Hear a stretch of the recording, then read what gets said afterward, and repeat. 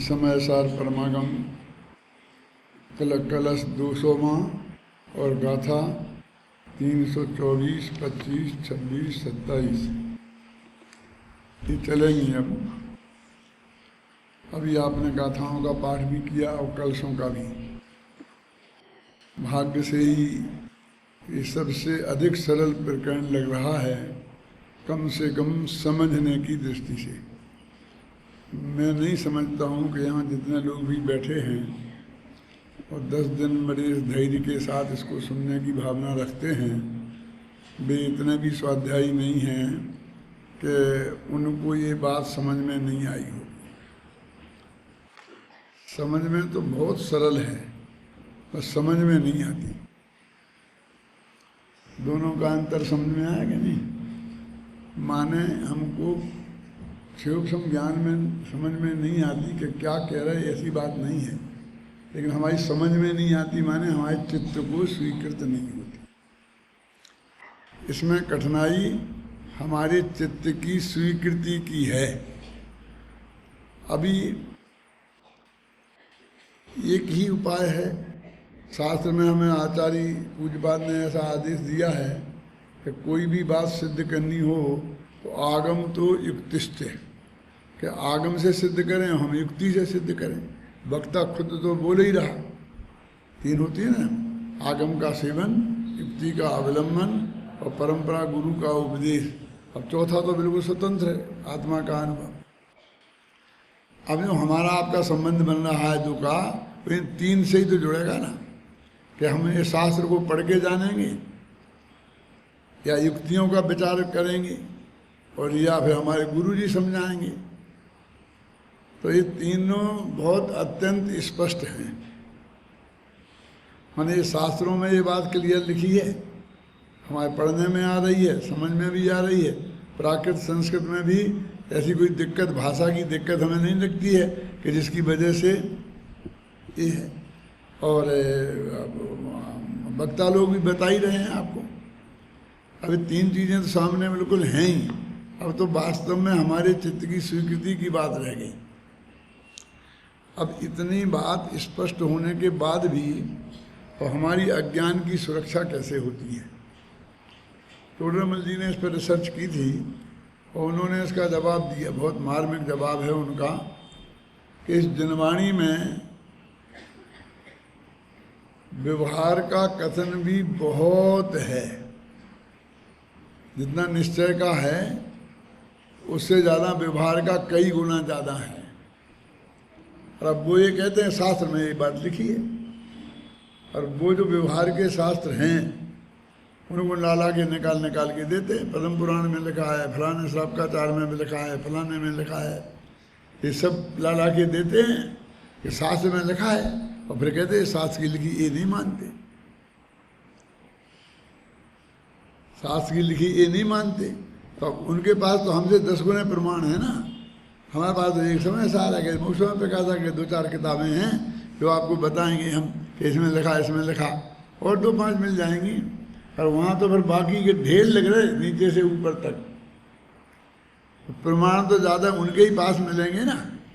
तो एक तो अपने अज्ञान की सुरक्षा का सबसे बड़ा साधन ये है कि व्यवहार के कथन बहुत है।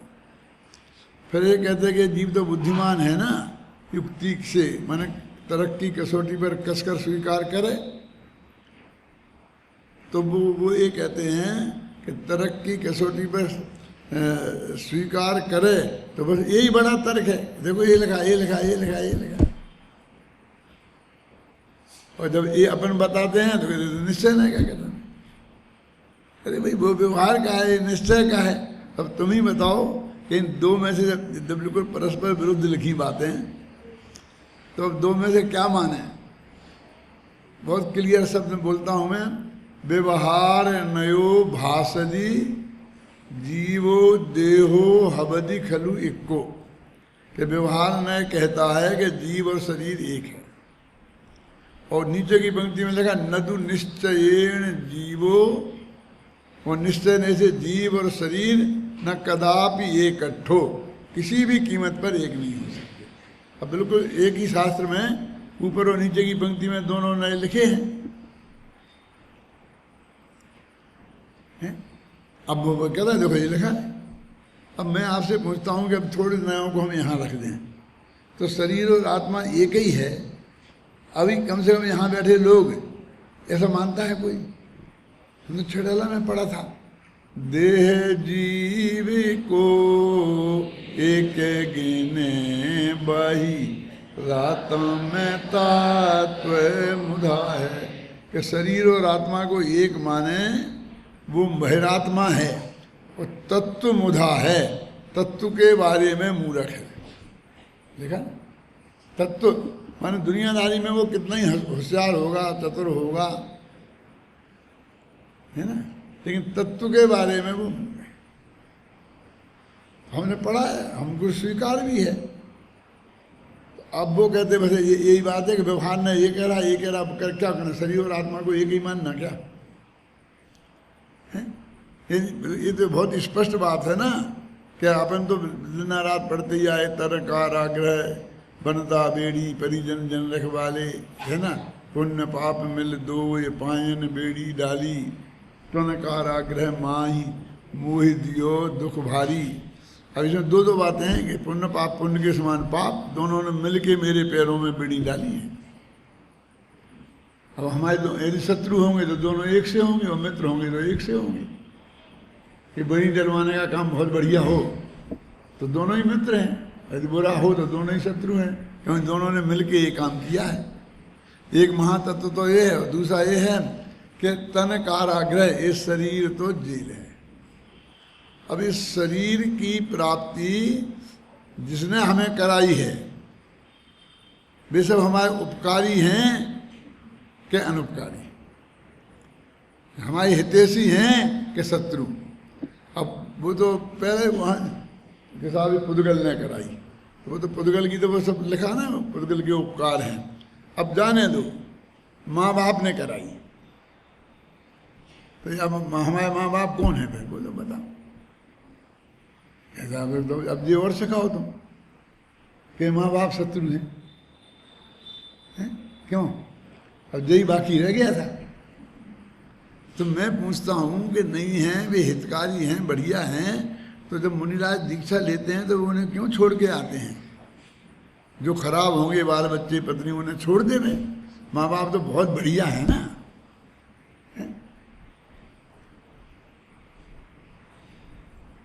क्या क्या हो गया है कि आप हम सब इस पर ही उतर गए कि माँ बाप की सेवा करना चाहिए, माँ बाप को ये करना चाहिए, करना चाहिए। हमारे बड़े बड़े सब संत लोग, सब पंडित लोग बड़ी बड़ी सभाओं में यही भाषण दे रहे हैं। ये कोई अपने नहीं है, ये संसार है ना। ये सब रुपया पैसा सब परिग्रह है, ये शरीर भी परिग्रह ही है ना। ये शरीर जेल है, माता पिता पत्नी बाल बच्चे ये बेड़ियां हैं, ये अपने स्थितियों में लिखी हैं। क्यों? इनका अर्थ समझ में नहीं आता, ऐसा कुछ है भाई कुमार जी?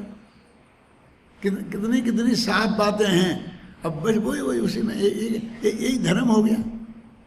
महेंद्र कुमार जी, ये धर्म अपने, ये तो अपने बाप दादों से अपने सीखा है ना।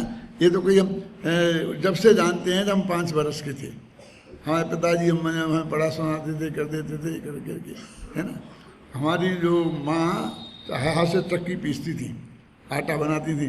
आप सब लोगों की माँ भी पीसती होंगी, जिनके कम से कम सफ़ेद बाल हो गए ना, उनकी तो पीसती होंगी, है ना। तो वो एक गीत गाती थी, तो सुबह 5 बजे की वो आवाज़ में हमको आज उसी दिन का याद है, और फिर किसी किताब में नहीं मिला कि बाद में फिर उसे हम और पूरा याद कर लेते। जो 2 पंक्तियाँ याद हैं उसी वक्त की, वही हैं। तो हमारे बाप दादों ने कहाँ से वो भजन कहाँ से लाए, और क्या वे माताओं बहनों को सिखा दिया, और उन्हें कहाँ से सीखा है? प्रभु जी हमने ओ गुण बहुत करे, प्रभु जी हमने ओ गुण बहुत किए। फिर उन्हें गिना कौन कौन से किए, बता दो। कि पुण्य पाप की बांध गठरिया सिर पर बोझ धरे, प्रभु जी हमने अवगुण बहुत करे। पहला अवगुण कौन सा है कि पुण्य पाप की बान गठरिया सिर पर बोझ धरे, ये सबसे पहला अवगुण है। अब वो बिना पढ़ी लिखी हमारी माँ वो गाती थी, हमने तो 5 वर्ष की उम्र में सीखा है। बेटा कांजी स्वामी को काहे को दोष देते हो, उन्हें थोड़ी हमें बरकराया है।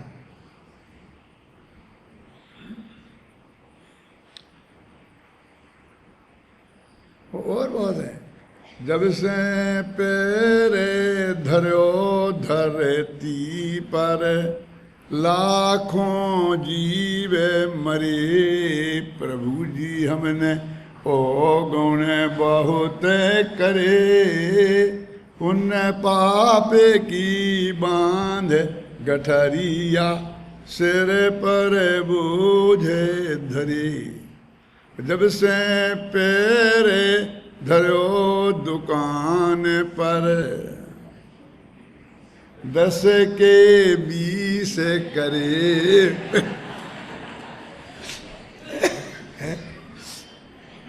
ऐसे कुछ पंक्तियां रह गई, भजन तो बहुत लंबा था पूरा, है ना। अब इससे आप अंदाजा लगा सकते हैं तो एक क्या क्या क्या अवगुण थे, अब उनको ही सबको गुण बताया जा रहा है। सब उसकी उसी पे एक तरफ से लग गए हैं। और ये बिल्कुल आगम के वचन हैं। देखो अभी अपन ये सब पढ़े हैं, जो गाथाएं अपने कलश तो कल पढ़ लिया था कि नास्ति सर्वोपि संबंधो परद्रव्यात्म तत्वो, परद्रव्य में और आत्म तत्व में कोई संबंध नहीं है। अब मैं आपसे पूछता हूँ, माँ बाप परद्रव्य हैं क्या नहीं? अरहंत तो सिद्ध परद्रव्य हैं क्या नहीं? अष्टपावड़ में एक गाथा आती है, पर दब्बावो दुब गई सद दब्बावो सुख गई। क्या है इसका अर्थ? कि परद्रव्य से दुर्गति होती है और स्वद्रव्य के आश्रय से सुगति होती है। सुगति माने अतीन्द्रिय आनंद की प्राप्ति हो गई, मोक्ष प्राप्त होना। सुगति तो एक ही है, पंचम गति। ये 4 गतियां सुगति नहीं है। ये हमने क्या उस 5वीं गति को तो हमने गति में से ही निकाल दिया क्या। और ये जो 4 महा खराब गतियां थी ना, इनमें से 2 अच्छी और 2 बुरी, इनमें से ही छांट ली। नरक सुरक अच्छे और क्या नाम मनुष्य देवगति अच्छी और त्रिंच और नरक गति बुरी, 2 चारों एक सी थी। जो हमने 2 में अच्छी बात सोची, वो जो असली थी वो उसको हमने भूले गए। परद्रव्य तो बगैर परद्रव्य से दुर्गति होती है। अब अरहंत भगवान क्या है अपन से? स्वद्रव्य के परद्रव्य।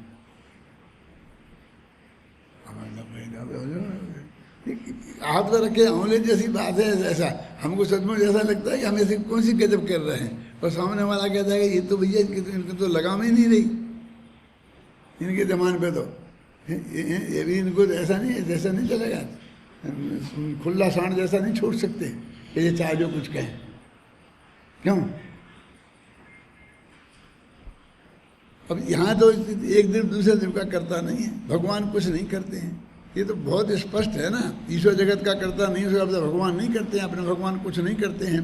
ये मतलब कौन नहीं जानता है, कहाँ नहीं है।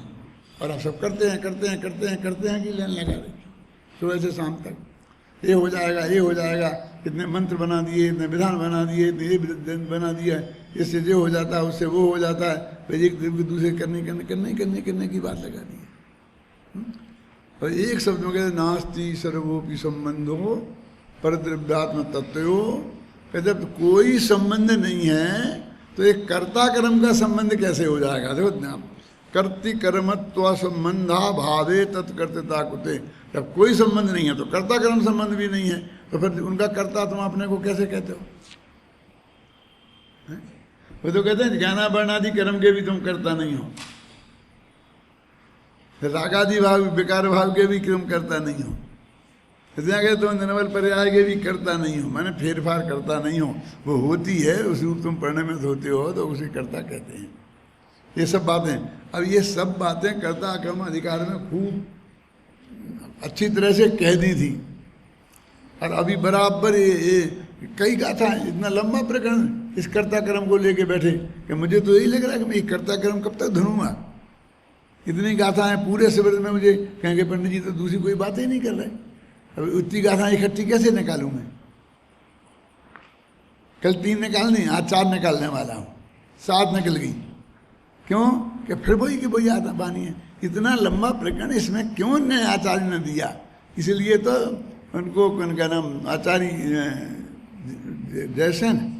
जयसेन को इसको उन्हें चूल का कहना पड़ा, क्योंकि बहुत रिपीटिशन है? सबसे बड़ा अधिकार था कर्ता कर्म अधिकार, और घटपट स्थान द्रव्याणी ये कह के इनका करता है व्यवहार से और निश्चय से करता नहीं है। और वो सब स्पष्ट कर दिया था कि विकार का करता है किस दृष्टि से है, किस दृष्टि से नहीं है, फिर सम्मेलन का करता है। मैंने कोई अंत तक पहुँचाए मैंने छोड़ दिया था कुछ वहाँ, फिर वही की वही वहाँ से बात उठा ली। ऐसे नहीं, बहुत हल्की बात है चर्चा की दृष्टि से। स्वीकृति नहीं हुई तब तक तो जाप जैसी है। यदि मैं कहूँगा तो लोग बहुत लोग कहेंगे कि तुम विरोध करते, विरोध नहीं करता हूँ मैं। ये कल भी कहा था मैंने, पाठ करो तो इनका करो, लेकिन भक्तांबर को छोड़ के नहीं, उसको भी करो इसको करके। क्या अब मैं कहता हूँ कि जाप जपो तो इसकी जपो, नवोकार मंत्र छोड़ के नहीं तो तुम्हें नवोकार मंत्र के विरोध में मुझे खड़ा कर दो जबरदस्ती। क्या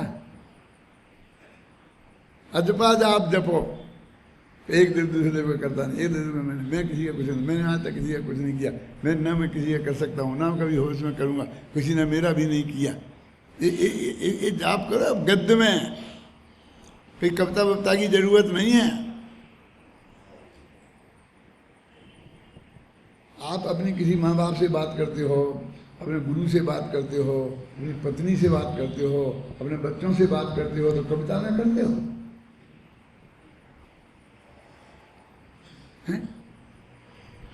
सबसे पहले जब मैं हिंदी साहित्य की परीक्षा दी थी, विशारद कहलाती थी ना, साहित्य रत्न विशारद प्रयाग की, तो कोई पढ़ाने वाला तो था ही नहीं, सब सेल्फ स्टडी करनी पड़ती थी। तो एक प्रोफेसर चक्रवर्ती थे, हिंदी के बहुत बड़े विद्वान, तो उन्होंने कहा 2-4 व्याख्यान देंगे वो। लेक्चरर बोलते हैं, लेक्चरर माने वो लेक्चर दे देते हैं। कैसा लेक्चर देते हैं मालूम? आज उन्होंने गोदान 700 पेज की किताब है, तो उसमें एक लेक्चर देंगे बस। वो 700 पेज एक दिन में पढ़ाएंगे, 1 घंटे में। और किताब को की खोल के देखना तो दूर, ऐसा देखेंगे नहीं उसको,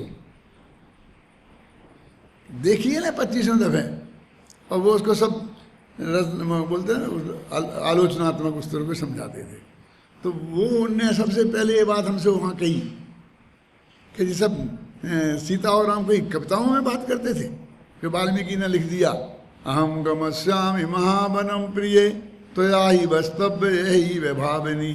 रामचंद्र जी गए अपनी पत्नी सीता के पास ये कहने के लिए कि मुझे तो वनवास हो गया है, इसलिए मैं अब जा रहा हूँ जंगल में, और तुम अब यहीं पर घर पे आराम से रहना और अपना सासू जी की ससुर की सेवा करना, प्रेम से रहना, कोई दिक्कत नहीं है।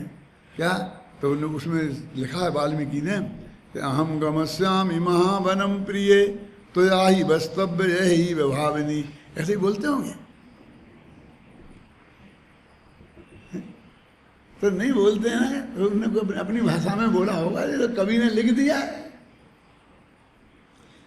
टोडरमल जी के लिखते हैं कि पूरा संवाद है, ये सब कवि का घबराना नहीं, कवि का बनाया हुआ है। कवि सिर्फ एक बात से बंधा है, वो कौन सी? कि अंत में सीता साथ में गई थी। ये गारंटी है कि राम ने घंटों ये समझाया होगा कि तुम यहीं रहो, जंगल में बहुत तकलीफें हैं और यहाँ पे तुम्हारी ज़रूरत है, तुम्हें भी सुविधा रहेगी और इन लोगों को भी रहेगी। और सीता ने कही होगी कि नहीं मैं तो साथ चलूँगी। और क्या क्या बात हुई होगी वो तो केवली भगवान जाने, कि वो जाने, लेकिन इतनी बात नक्की है कि उस डिबेट में सीता जीती थी और राम हारे थे। क्यों? क्योंकि सीता कहती थी मैं साथ में चलूंगी और राम कहते थे तुम यहीं रहो। तो अंत में जब फैसला क्या हुआ साथ में ही जाने का, तो फिर कौन जीता कहलाया बोलो। पर इतनी बात से बंधे हैं हम कभी लोग, इतनी बात से बंधे हैं कि हम अंत में सीता को जिताएंगे, बस खत्म।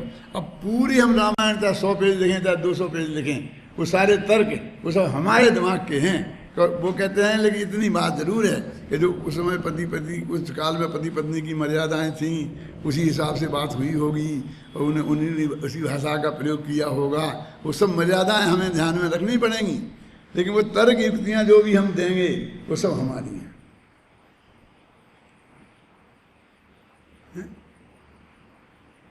अब उस वक्त पुराने ज़माने में गद्य में लिखा ही नहीं जाता था, तब पद्य में ही लिखा जाता था। आयुर्वेद की किताबें भी पद्य में ही थी सब। जिन आयुर्वेदाचार्यों से पूछो नाड़ी के दोष और कितनी नाड़ी और क्या क्या और कैसा क्या होता है, वो सब कविताओं में ही लिखी थी। आमलकम सदा पथ्यम उपथ्यम बद्री फलम, क्या है? आंवला हमेशा पथ्य है और बेर हमेशा कुपथ्य है, ये भी कविता में बोलते थे। आंवला हमेशा खाना, बेर कभी मत खाना, मेरी खांसी हो जाएगी। कि आमलकम सदा पथ्यम कुपथ्यम बद्री फलम, तो इतना स्पष्ट है। वो स्वदब्बा वो सुख गई और पर दब्बा वो दुख गई। अब कौन कौन है स्वद्रव्य, ये निर्णय तो तुम्हें करना पड़ेगा। और कौन कौन है परद्रव्य, तो एक अपना त्रिकाली ध्रुव भगवान आत्मा है स्वद्रव्य और बाकी सब परद्रव्य हैं। और परद्रव्य के आश्रय से दुर्गति होती है। अब मानो अरहंत सिद्ध की भक्ति करोगे तो स्वर्ग में जाओगे। तो स्वर्ग जब दुर्गति है, चारों गतियां दुर्गति हैं, तो जिस काम से वहां जाएंगे तो वो काम भी क्या होगा बोलो। भगवान ऋषभदेव की पूजा है, उसमें लिखा क्या नहीं लिखा? ये दुख चारों गति के माही मैं दुख पायो है घनो, ये आदिश्वर महाराज दीन हमारी दीन तनी सुन बीणती। ये तो राजस्थानी भाषा में है, वो पूरी जयमाला राजस्थानी भाषा में है। आदिश्वर भगवान हम इस दीन की विनती सुनो कि चारों गति के माही मैं दुख पायो है घनो, इन चारों गति के मैंने भयंकर दुख प्राप्त किए हैं। अब वहाँ कोई ने प्रश्न नहीं किया कि स्वर्गों में दुख कहाँ हुआ, वहाँ तो खूब मौज मस्ती करिए और दुख बता रहे हैं। क्यों? और जब वो चारों गति में दुख हैं ये नक्की है, तो जिस जिस काम से उन गतियों में जाएंगे वो सब काम दुर्गति के कारण नहीं हुए। अब वस्तु स्थिति इतनी विचित्र है कि तूने उसमें ना तो देह की क्रिया तूने करी और ना तू स्वभाव का भी ज्ञानी की भूमिका में है तो करता है। अज्ञानी की भूमिका में तो अज्ञानी को करता कहा है क्योंकि वो मानता है जबरदस्ती। इसलिए आपने जो पूजा करी है वो इस थाली का माल इस थाली में ट्रांसफर किया ना, तो पंडित जी में उंगली बोलते गए है ना और माल किया, तो वो कहते हैं कि ये इस थाली का माल उठा के तुमने इसमें रखा ही नहीं है, उसके करता तो तुम हो ही नहीं। अब कैसे गले उतरे ये उसी सिद्धांत तो एक दूसरे का करता नहीं है। तो ये हाथ है और विद चावल एक दूसरे के लिए परद्रव्य है कि स्वद्रव्य? बताओ सोचो। तो परद्रव्य हैं और एक द्रव्य दूसरे द्रव्य कुछ नहीं करता है, तो ये हाथ उठा के वहां चावल कैसे रख सकते हैं? तो नहीं रखें कल से। अरे नहीं रखें कि रखो, इसका सवाल नहीं है। तुम रख सकते हो कि नहीं रख सकते हो, बात इसकी चल रही है। वो ये तो मानने को तैयार नहीं कि हम नहीं रख सकते। अब तो तुम ये बताओ कि हम रखें कि नहीं, करें कि नहीं करें। क्यों? ठीक है हम कल से नहीं करेंगे। अरे तुमने ना आज तक किया है ना कल से करोगे, हमें धमकी काहे की दे रहे हो? तुमने आज तक कुछ किया हो। कुछ लोग ऐसे होते हैं ना अपने कर्मचारियों में कि जब उन्होंने सोच लिया कि अभी हमको तो अभी यहाँ काम नहीं करना है, जाना है, जिस दिन से सोचा तो उसी दिन से वे काम करना बंद कर देते हैं, चलते हैं रहते हैं। कोई कहेगा साहब तो अकड़ेंगे, कुछ नहीं, जब आप काम ही नहीं करेंगे। वे क्या समझते हैं कि हम अब हमें क्या कर लेंगे जी, निकालेंगे, निकाल तो जाने ही वाले हैं। अब मैं कहता हूं कि तुमने तो उन्हें और सरल कर दिया कि तुम्हारे जाने से उन्हें फर्क ही नहीं पड़ेगा। जब तुमने कोई काम नहीं किया और नहीं कर रहे हो तो वे जाएंगे तो तुम्हें क्या फर्क पड़ेगा, बोलो। हैं? अब वो जो भी करेगा वो करता रहेगा, तुम चले जाओगे तो ऐसे, वो नहीं जाओ तो वैसे ही। अब तो तुम यहाँ बैठे हो तो बोझा हो ना, और उनको और डिस्टर्ब करोगे, चार को और बिगाड़ोगे। इसलिए अमेरिका वाले मानो क्या करते हैं, जिसको निकालना हो ना उसको 5 मिनट पहले भी सूचना नहीं देते।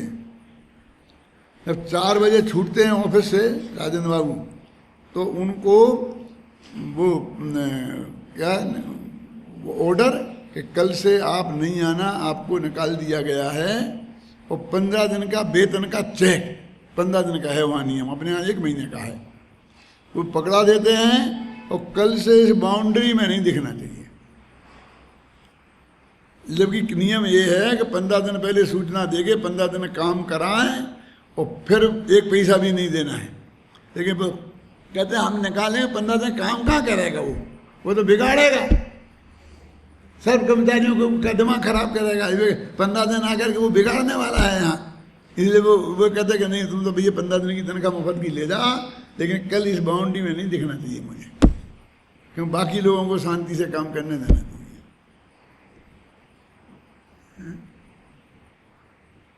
ऐसा है। अब यहाँ ये कहते हैं कि तुमने जब किया ही नहीं है, कर ही नहीं रहे हो, तो फिर तो बहुत ही आसान हो गया उन्हें, क्योंकि वो काम करने की व्यवस्था फिर कोई ना कोई तो करेगा ना, वो काम तो रुक नहीं जाएगा इस जगत में। अब तुम्हारे ही सामने जब दूसरे ने वो काम कर लिया और कोई ज़्यादा दिक्कत नहीं भई, तो बस तुम खत्म, तुम्हारी जरूरत ही नहीं रही। तो ये सबसे बड़ी समस्या ये है कि करें कि नहीं करें, इस पे तो सब चर्चा करने को तैयार हैं, लेकिन कर सकते हैं कि नहीं, आज तक किया है कि नहीं, इस पे कोई बात करने को तैयार नहीं है। वो करेगा तो हाँ मैं ये किया, हर एक ने अपने लंबी लंबी लिस्टें ये सब तैयार कर ली हैं कि ये कर ली, मैं सब किया। ऐसा नहीं है, कोई ने हमने इतने शास्त्र लिखे, हमने ये किया, हमने लेखक हैं, और हम राजनीति कहते, हमने राजस्थान को कहाँ से कहाँ पहुँचा दिया, तो माता बहने भी कहती हैं हमने रोजी ना रोटी बना बना के खाए, वही तो किया ना। मतलब हर एक के पास बहुत लंबी चौड़ी लिस्ट है किया की और करने की, प्लानिंग की हैं।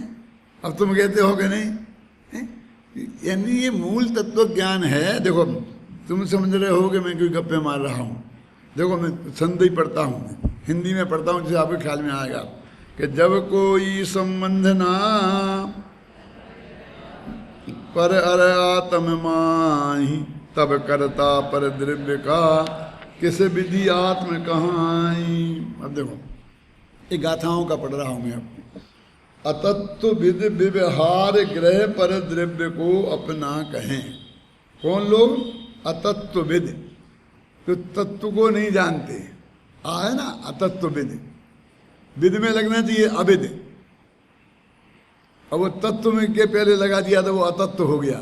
अरे व्याकरण का ऐसा नियम है कि जितने भी शब्द जुड़ेंगे बीच में, वो आ सबसे पहले वो चक्के आगे पहुंच जाएगा, वो बीच में नहीं लगता है। तत्व अविद नहीं लगाएंगे, अतत्वविद कहेंगे उसे। ये पद्धति है, संस्कृत में तो खासकर पद्धति है। तो अतत्वविद माने तत्व को नहीं जानने वाले, तत्व माने असली बात को नहीं जानने वाले, व्यवहार को ग्रहण करके पर द्रव्य को अपना कहते हैं। और पर तत्वविद जाने कि पर परमाणु भी मेरा नहीं। अब ये तत्वविद आ गए उसके विरुद्ध, जो तत्व के जानकार हैं कहते पर द्रव्य में एक परमाणु मात्र भी मेरा नहीं है।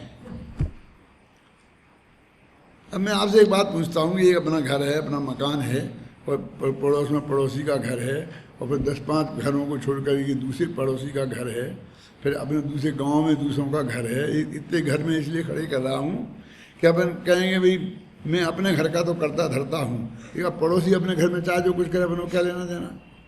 कैसा ऐसा कैसे चल सकता है? वो अपने घर में आग लगाएगा तो हम थोड़ी लगाने देंगे, क्योंकि थोड़ी देर बाद हमारे घर में लग जाएगी। इसलिए मैंने ज़रा दूर का 6 मकान दूर का पड़ोसी खड़ा किया।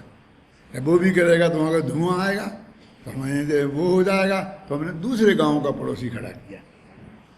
इतने पड़ोसी क्यों खड़े किए समझ में आया कि नहीं आया? क्योंकि तुम्हें कुछ ना कुछ जोड़ेगा, तुम मानने वाला नहीं है। जब हमने मान लिया कि ये बिल्कुल पर है, अभी क्या हो रहा है पाकिस्तान में और कौन क्या कह रहा है हमें कुछ समझ नहीं। कभी कोई फिक्र होती है आपको? कोई चिंता होती है? आपको सल पड़ता है? पाकिस्तान में भयंकर बाढ़ आई है, 500 लोग मारे गए हैं, इतना हो गया है, तो ऐसा समाचार सुन के ये कब चाय छोड़ी कभी किसी ने? क्यों? वो पीती पीती चाय को बंद करी? कुछ नहीं। सच्चे ज्ञाता दृष्टा हम हो जाते, सर्वज्ञ भगवान जैसे। ये सिद्ध भगवान सिद्धशिला में बैठे जैसे हम यहाँ बैठे। तो असली धर्म तो वही है कि बस इतनी सी बात है कि तो जो पाकिस्तान के बारे में हो गए वो तुम अपने घर के बारे में हो जाओ। जिसे तुम अपना मान ले उनके मामले में भी ऐसे ही हो जाओ। क्या समझ में ना? इतना इतना सा धर्म है। वो वहां के मामले में तो आपका सिद्धांत मानना सही है, लेकिन यहाँ जो तुमने 2 परद्रव्य में भेद कर रखा है, देखो अतत्वविद व्यवहार ग्रह पर द्रव्य को अपना कहें, पर तत्वविद जाने कि पर परमाणु भी मेरा नहीं। ग्राम जनपद राष्ट्र मेरा कहे कोई जिस तरह। अभी तो दुनिया बोलती है मेरा जनपद मेरा गांव है, मेरा जनपद, जनपद तो जानते एरिया होता है, जिला समझ लो, और ये राष्ट्र मेरा है, जैसा दुनिया ये कहती है, किंतु वे उसके नहीं हैं, मोह से ही वह कहें। वे उनमें कुछ उनका नहीं है, बस अपने मोह से ही ये कहते हैं। वो उनने इनकी मालकी कभी स्वीकार नहीं करी।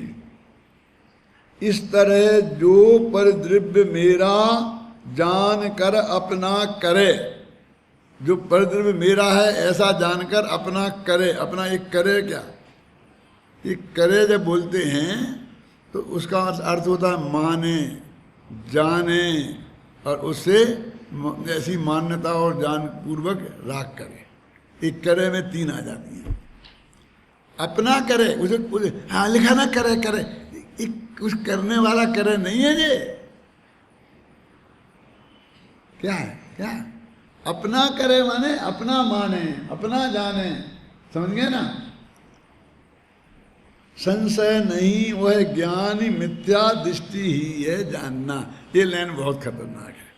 तो मूल गाथा प्राकृत में है, फिर संस्कृत में है, फिर हिंदी में है। अब कहीं बच नहीं सकते कि साहब गलती से कहीं रह गई होगी। क्या क्या क्या गड़बड़ है इसमें? बोलो, देखो क्या सर्वज्ञ बोलो। सर्वज्ञ नहीं बताएगा तो फिर कौन बताएगा? है क्या है ये पंक्ति? कौन सी?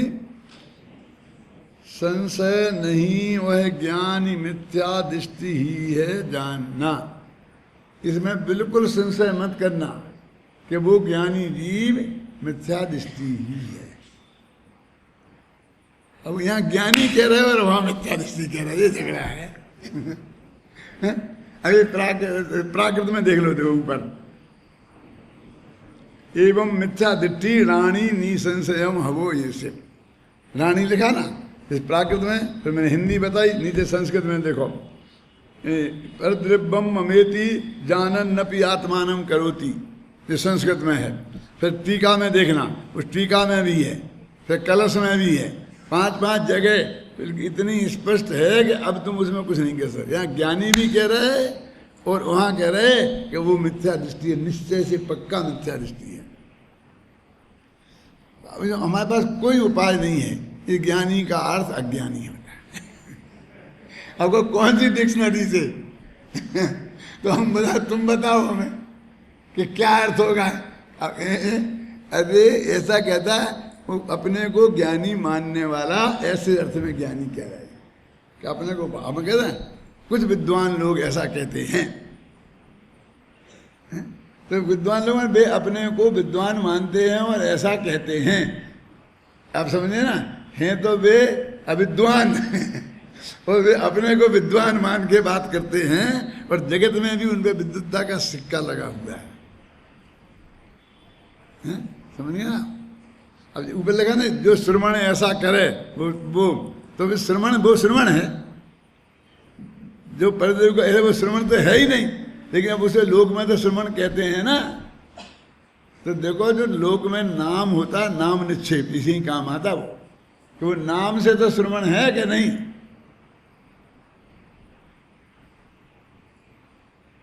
एक दफे सच्ची घटना सुनाता हूं मैं, तो आपको अंदाजा लगेगा कि निर्मल कुमार सेठी है ना, महासभा के अध्यक्ष पाटनी जी, तो वो कि मैं आपसे बात करनी है, आपसे बात करनी है।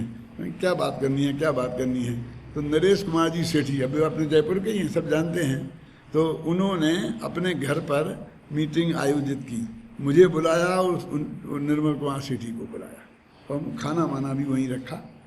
तो यहीं पर रहते ना, मैंने वो आदर्श नगर के आसपास कहीं, हाँ जवाहर नगर में, तो हम वहाँ गए, वो आए सेठी जी, तो बात हुई। तो वो कांजी भाई ने ऐसा कहा, कांजी भाई ने ऐसा कहा। मैंने कहा देखो मिस्टर, पहले आप सभ्यता से नाम लेना सीखो, तब मैं आपसे बात कर सकता हूँ। क्यों क्यों वे स्वामी कैसे, वे स्वामी कैसे हैं? कांजी भाई हैं, गुजरातियों को कांजी भाई बोलते हैं ना, भाई बोले। हाँ बात तो सही है। अब मैं आपसे बोलता हूँ कि वो है ना, वो एक कौन सा स्वामी है दक्षिण भारत में, हर एक पे केस करता है,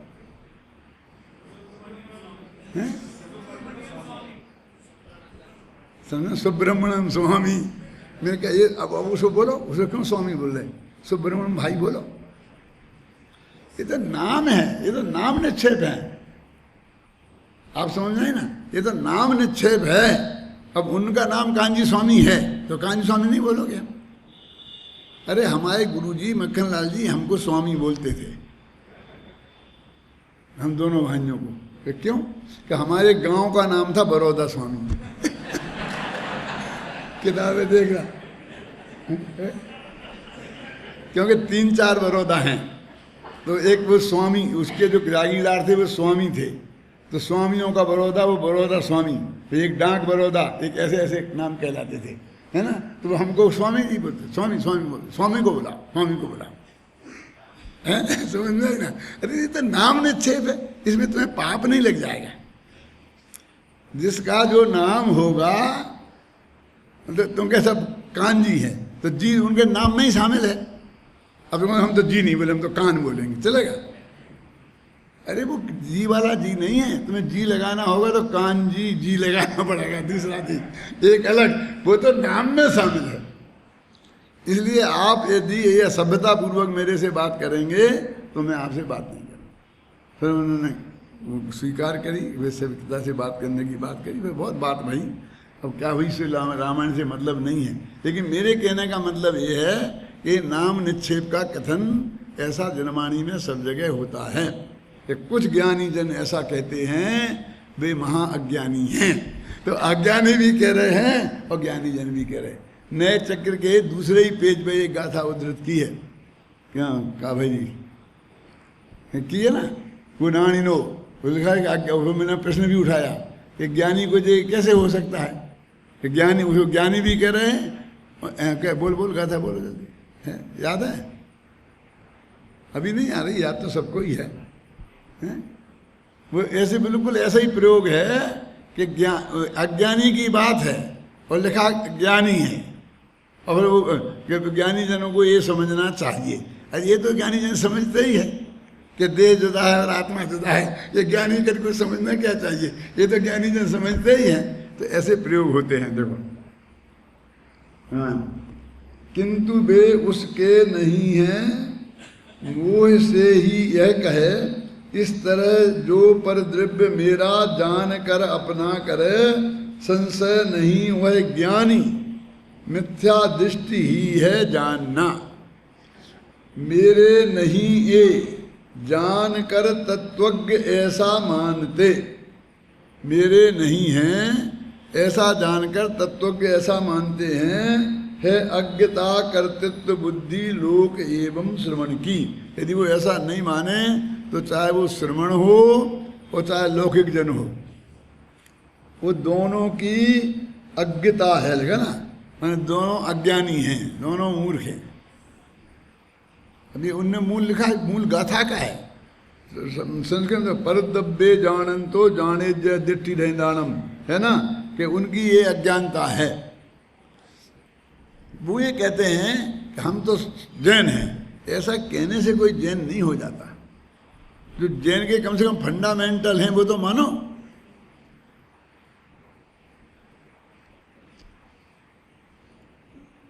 हम जो लोगों ने जो न्याय शास्त्र पढ़ा है तो उसमें 75% सिर्फ यही विषय है कि ईश्वर जगत का कर्ता नहीं है। ये जितने न्याय के ग्रंथ हैं ना, वो एक सर्वज्ञ सिद्धि, माने वे भगवान को मानते हैं कर्ता और अपन मानते हैं ज्ञाता। तो अपने ज्ञाता भगवान की सिद्धि करी, मैंने ये सर्वज्ञ हैं और वे कर्ता नहीं हैं। तो सारा न्याय शास्त्र इसके लिए समर्पित है।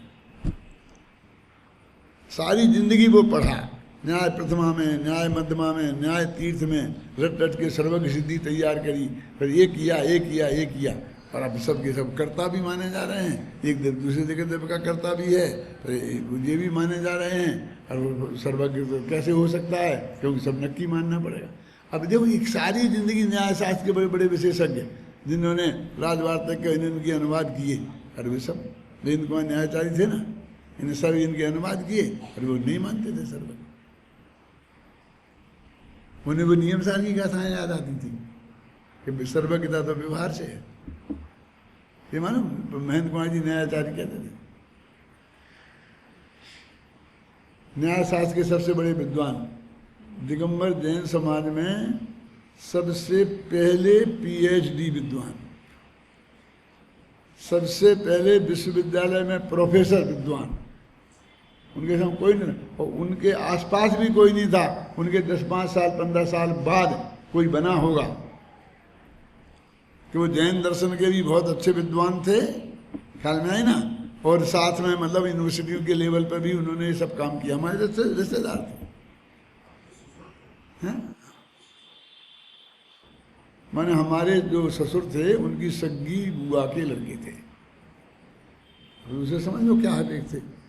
नहीं बने तो नहीं बने, अब वो बुजुर्ग और हम छोटे से। हमारी शादी वादी हुई थी ना, तो हम 1 ही साल की शादी हुई थी, 1 ही साल पहले रिश्तेदारी थी, हमारी नहीं बनती थी उनसे। कैसे बने? सर्वज्ञता ही नहीं माने।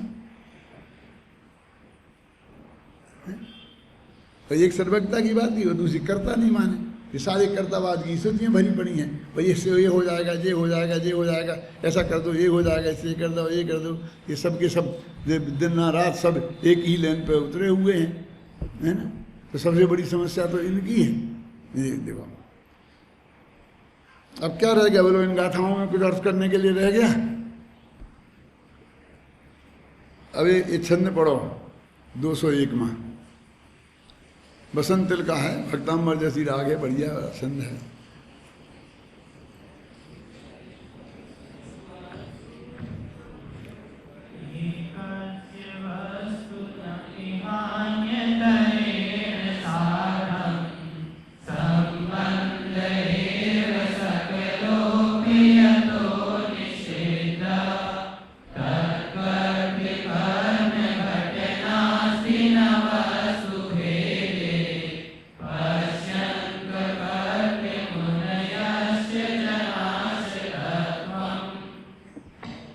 देखो क्या देखा, ये कस्य वस्तुना अंतरेण सार्धम सकलोपि संबंधो यत निषिद्धा। एक वस्तु का दूसरी वस्तु के साथ सारे संबंधों का जब निषेध कर दिया गया है ना, सरल है कि नहीं? एकस्य वस्तुना इह अंतरेण सार्धम संबंधा एव सकलोपि यतो निषिद्धा। अजय हिंदी जो संस्कृत है, हिंदी पढ़ो कितनी बढ़िया है। जब कोई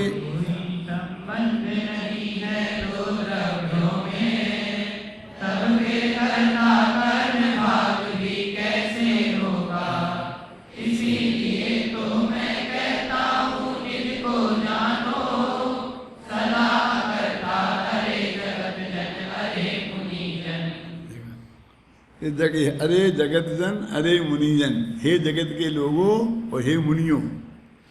ये मैंने अपनी तरफ से लिखने की हिम्मत नहीं थी। ऊपर संस्कृत में देखो, मुनियश्च जनाश्च तत्वम है ना पंक्ति, वो वसंत तिलका का अंतिम है ना, क्यों समझिए कि मुनियाश्च माने मुनि लोग और जनाश्च और जनता के लोग, अरे मुनिजन अरे जगत जन। तुम इस बात को देखो कि जब एक द्रव्य का दूसरा द्रव्य है ही नहीं, कोई भी संबंध नहीं है, तो कर्ता कर्म संबंध कैसे हो जाएगा?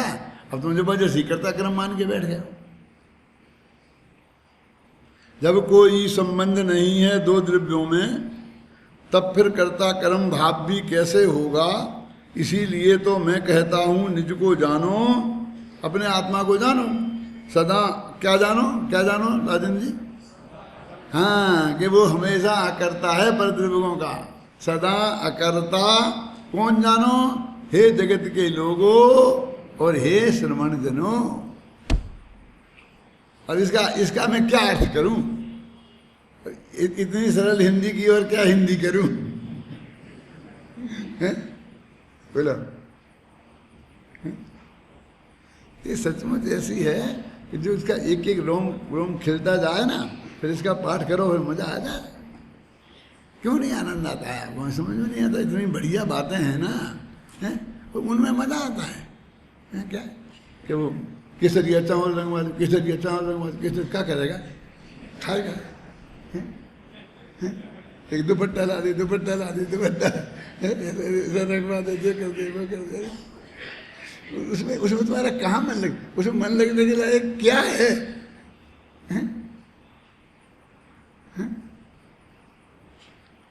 कोई भाव ही नहीं है, कोई बात ही नहीं कही। सिद्धांत तो बहुत दूर की बात है।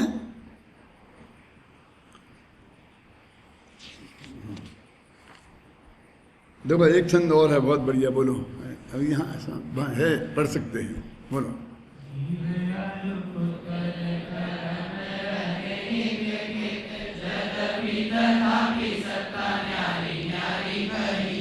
क्या पढ़ा?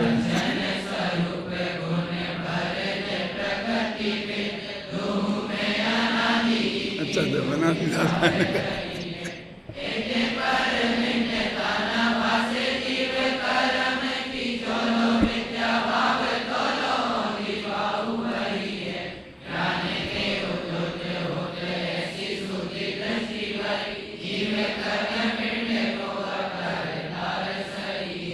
बनारसी दास का पढ़ा है आप लोगों ने, समझे ना? क्योंकि मुझे इसलिए नहीं पढ़ा मैंने, क्योंकि अभी कुछ है नहीं, फिर वही रिपीटिंग वही की वही बातें होंगी, हैं? और ये भी सरल है।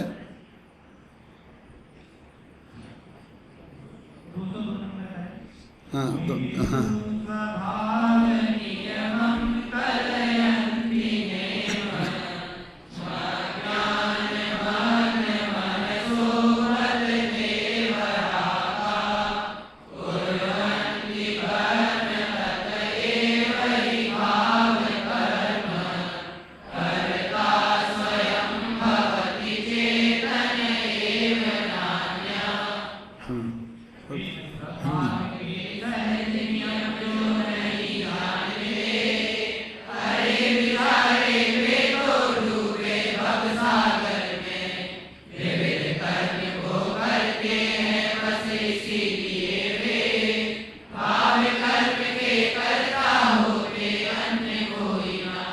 अज्ञानियों की बात कर रहे हैं। देखो इस स्वभाव के सहज नियम को नहीं जानते। ये स्वभाव का नियम है, कि एक द्रव्य दूसरे द्रव्य का कर्ता नहीं है। ये वस्तु के स्वभाव में ये बात पड़ी है, ये किसी ने कही है ऐसे नहीं है, ये ऐसा सिद्धांत नहीं है कि किसी ने कहा है किसी ज्ञानी ने। ये तो वस्तु के अग्नि गर्म है, ये एक सिद्धांत है। तो एक सर्व भगवान महावीर ने कहा इसलिए गर्म है अग्नि, कुंद कुंद ने कहा इसलिए गर्म है कि वो अग्नि गर्म है इसलिए गर्म है।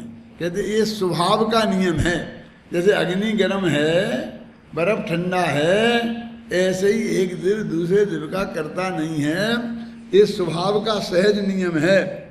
अरे बेचारे वे तो डूबे भवसागर में। कौन?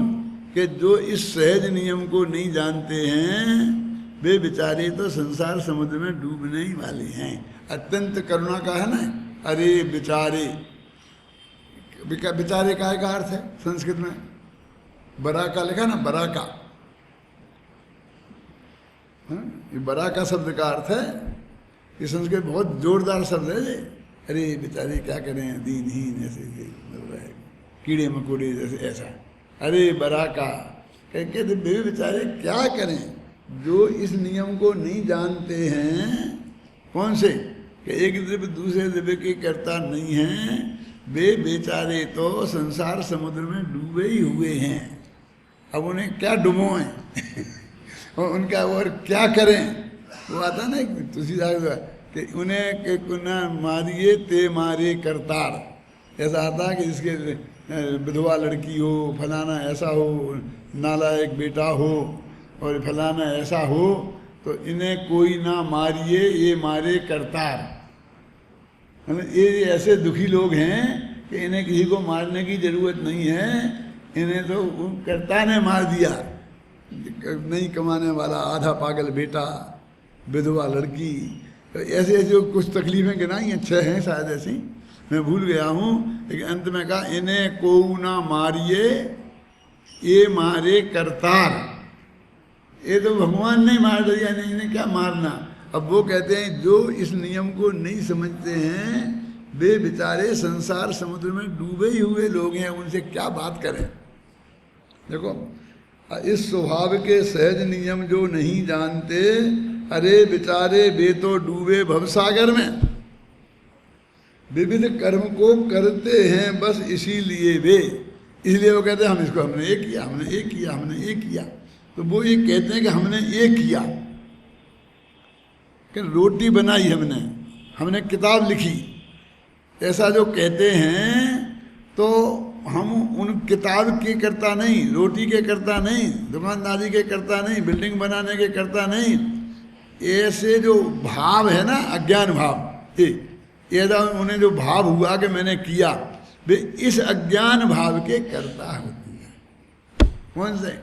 वे उसके कर्ता नहीं हो जाते, मानते तो हैं कि इसके कर्ता हैं हम, क्या? तो उससे मानने से उन्हें ये सब अज्ञानी करता है और ज्ञानी नहीं करता, ऐसा नहीं है। ना तो ज्ञानी करता है ना अज्ञानी करता है, उसमें हस्तक्षेप करने की तो ताकत किसी की भी नहीं है। लेकिन वे मानते हैं तो वो अज्ञान भाव है और अपने इस अज्ञान भाव के करता है। ज्ञानी क्यों नहीं है? कि ज्ञानी के वो अज्ञान भाव ही नहीं है, तो काय क्या करता है? तो ज्ञानी काय क्या करता है फिर? कि ज्ञानी ने ये बात जानी है कि मैं इसका करता नहीं हूँ, इसका नाम है ज्ञान भाव, इसलिए वो ज्ञान के करता है। ज्ञान भाव ज्ञानी करें और अज्ञानी अज्ञानी, ये उसका अर्थ है ना। अब बाकी बात कल करेंगे।